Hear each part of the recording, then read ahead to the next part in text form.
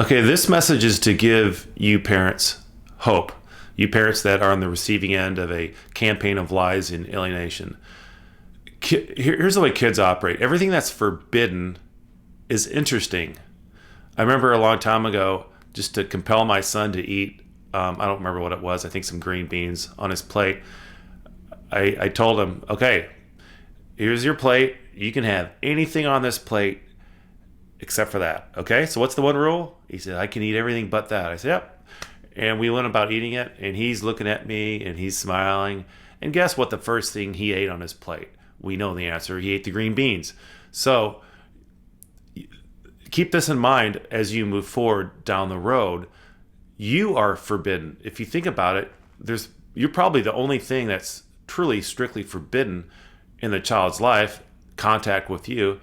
Well, down the road, your child can't but naturally become a little bit interested in what that forbidden thing is. And if you've followed my advice and have behaved accordingly or behaved well and properly during those years, your child is going to want to reach out to you. And if they can't do it because they're in the stranglehold of the alienator's household, in their teens and even after that, once they leave the house and you've behaved in a good way, in a way that mitigates the alienation, don't be surprised when the connection, if you haven't had one by then. So this is more of a worst case type scenario where you've behaved well and you haven't smothered the child trying to get back the recovered relationship, that your child will be interested in learning about you and in connecting with you.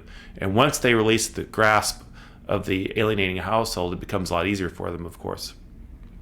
So this is nothing you can take action on right now, with the exception of course, proper behavior, which I talk about in my videos, which will help them reconnect with you.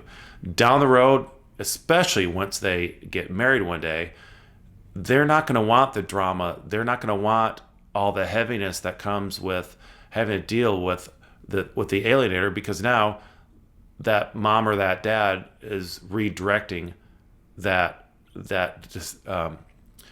contempt.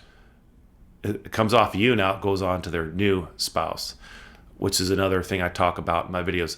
So keep that in mind. Everything that is forbidden is interesting, and I predict that one day, I don't know where you are on the level of alienation and how old your child is and stuff like that, but I predict that one day this will be a powerful force in helping you finally reconnect with your son or your daughter.